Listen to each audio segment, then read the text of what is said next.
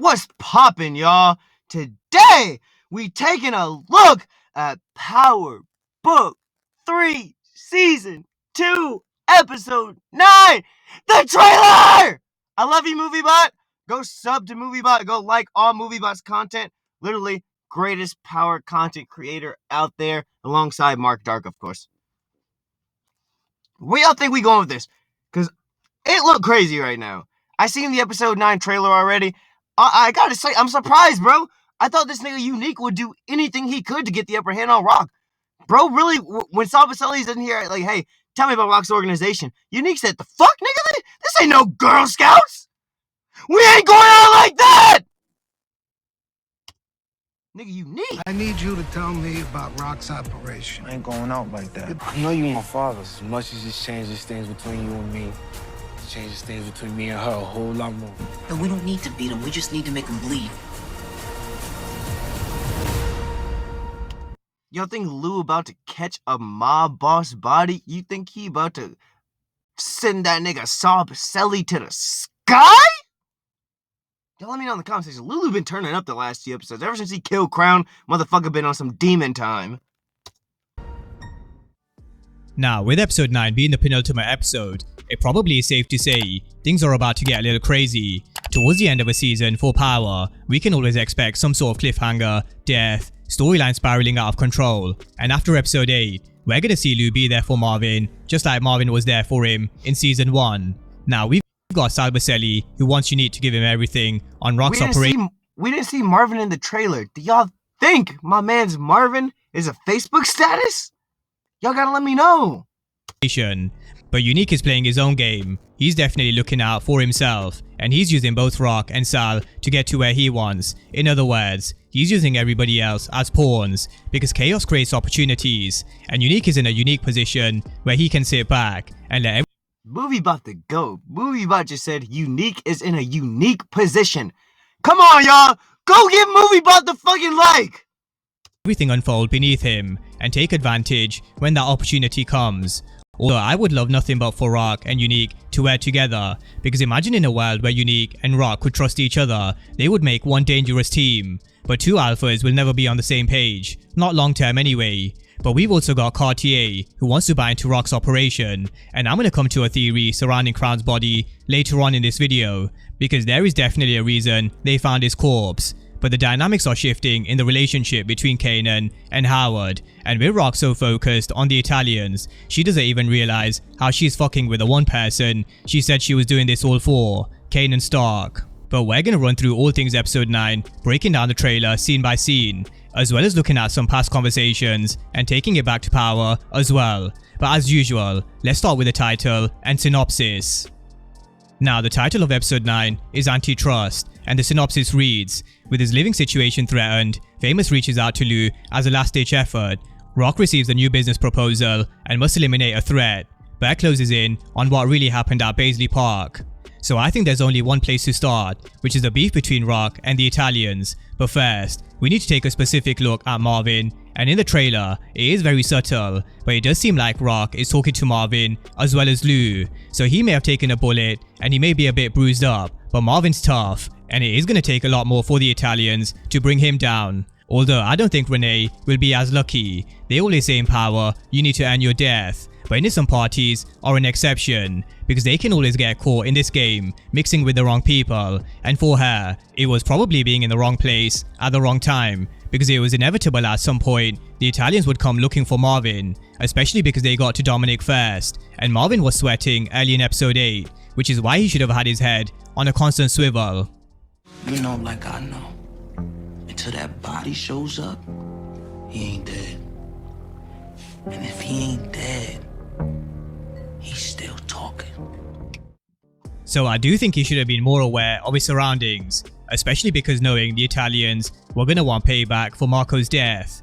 But now all hell is about to break loose, because Rock made it clear there was no way she was gonna give up her brother.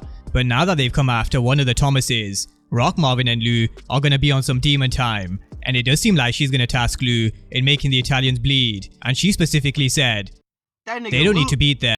That nigga Lulu look like a light-skinned Scarface. Bro look like he better be like, give me some yayo so I can get the job done, man. On Cuba, man!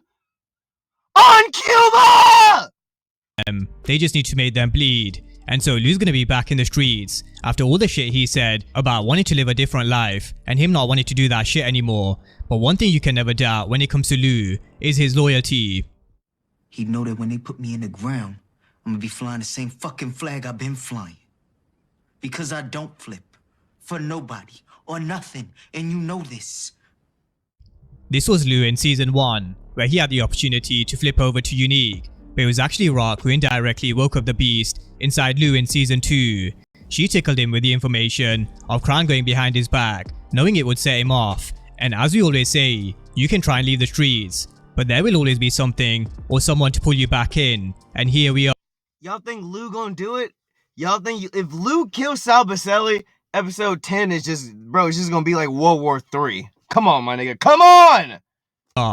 But I don't think it's gonna stop with just making the Italians bleed. This will definitely end up going back and forth until Sal gets retribution for Marco. So it's also another reason she may decide to take Cartier up on his offer into buying into her operation, because not only does this make, which I think is gonna be another, I think that's gonna be another problem. Cartier reminds me of fucking what was that nigga's name? Not Mr. Oh yeah, it was Mr. Fisk. The Kingpin? Yeah! The nigga from Daredevil! Cartier give me Kingpin vibes, just saying. I mean, I imagine if this nigga was like pulling up to your fucking driveway, if this nigga just pulled in, you know, coming to meet you at your crib, like, you know, like this nigga probably pull up, bumping some Mob Deep or something. this make Cartier a business partner, it also gives Rock access to his resources. But there is one thing we've learned about Rock. She's the boss, and she doesn't take orders from anyone. And she's also been making some clever power moves behind Cartier's back to kind of force this deal. From Maryland, right? Weapons possession. Yeah, he the one. Look, I need that shit handled. She made a move with Abraham when Cartier wouldn't, and she's been picking his organization right in front of his face, which probably gave him no choice but to get into a business partnership with Rock. And so she got what she wanted, access to DC and Baltimore. So if she's got access to DC and Baltimore, what does she need Cartier for? And this is where I think Crown's body may play a part. Crown's body was found at the end of episode 8, and from where I'm sitting, if Rock's got what she wanted from Cartier, and with Lou not being happy in business with him either, I can see a scenario where they could frame Cartier for Crown's death. But the complication does come with Ziza, who does seem... Yeah, I was just about to say, man. First of all, because wasn't Ziza originally like Crown's artist? I mean, I'm sorry. Ziza, if I'm not mistaken, was Cartier's artist to begin with. Bro, what if Ziza been a spy this whole time? Lou been catching bodies, acting like Trevor from Grand Theft Auto in front of Ziza this whole time? Like, bro, she could be the ops! It seems like she's down for whatever Lou's down for, but let's see how Crown's body complicates things. Especially if I was in Lou's shoes, I would definitely use it to frame Cartier. But talking of Rock's operation, Sal Baselli wants eyes and ears on everything, and he wants Unique to be his inside man. But Unique isn't a rat, because if he wanted to die Marvin out to the Italians, he could have easily have done so in episode 8. But he didn't. And the reason why he didn't was because without the Thomas family, their entire empire crumbles. And Unique knows he needs to play this carefully, but in a way which benefits him. And so he's using both sides as pawns on his chessboard. And if he continues to play his cards right, he may end up season 2 victorious. Now, just before we discuss what Kanan said in the trailer, I do think it's worth taking it back to what Kanan said about his father in Power. So when you find out you got a dad,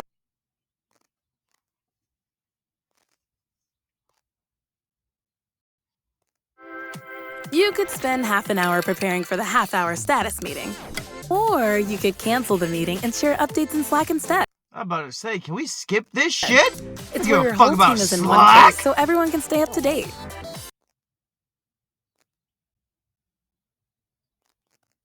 find out you got a dad. I don't know. Not long ago. So don't trip and don't waste it. I ain't never had one. So even though Kanan said he never had a father, there are two possible explanations. Either Kanan was lying to Tommy, and maybe he didn't want anyone to know his father was a cop. Or two, the writers have decided to take a different approach and direction, which is also why I don't think we can look too deeply into what Kanan said about his moms in season 2 of Power. Kanan also mentioned he went to go visit his moms, but again, this was way before they had raising Kanan in mind, and so either Kanan was lying, or in my opinion, he went to go visit her grave, because can we really— Yeah, that's definitely true. I mean, we know for sure, like, when Kanan said that, that was like, what, season 4 or 5 of Power? Like, that was a while ago. I mean, that was, what, 2018, 2019? They definitely did not have the spin-off series in mind. Maybe they did. Maybe they had the Tariq one, but I don't think they had the Raising Kanan series in mind. So they definitely had to go back and, like, gloss over some of the details. But, yeah, I mean, maybe Kanan was just lying to Tommy. And it could just be the timing, because that was the original series. I'm not exactly sure, like, how it all, like, matches up canon-wise.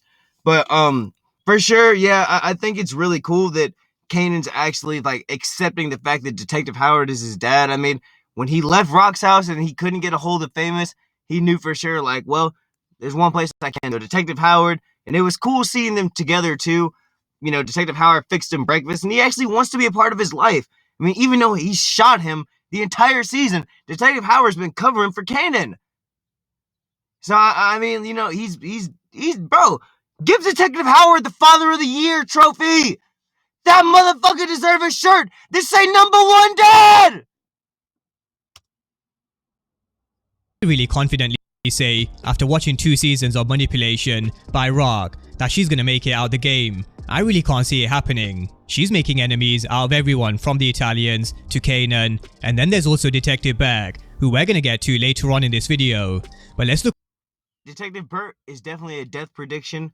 A part of my head, because I be thinking about scenarios in Power, a part of me does think that maybe once Rock has presented with the info that Kanan has confirmed Detective Howard is his dad, Rock might go try to put Howard down. I know Detective Berg is for sure. Bro, like I said, hey, start prepping her funeral services. Because I know she going. But Howard, bro, if Howard get killed, especially at the hands of Rock, that's going to hurt. Like, bro, I feel like at this point, like, we did not like Howard in season 1. But I feel like in season 2, now that we got a little bit deeper look into his life, we like Howard. And also, speaking of Detective Howard, whatever happened with that whole bone marrow thing? That's something, I mean, what's up with that? We never really got anything else about that. Let's look at how this changes things going forward. Will we see Kanan and Howard develop this relationship, while the other one with his mother goes in the opposite direction? We also do need to factor in Breeze at some stage, whether it be at the end of season 2 or some stage in season 3, because he did have a big influence on Kanan. Now, elsewhere with Kanan's story, and something we have to mention based on the synopsis, mentioning Famous will reach out to Lou with help with his living situation. Famous does tend to blab a lot of shit. Recently he opened his mouth about how Jessica was sleeping with Crown, and with him knowing the paternity results of Kanan Stark being the son of MH, I do wonder whether he blabs this shit to Lou. There's also the Duke and Marvin relationship, now that she knows that Kenya is pure evil. But Duke and Marvin is something I do think we'll see develop a lot more in season 3, and as sad as it is to say, I think we all know what happens next, but that's a story for season 3 or maybe 4.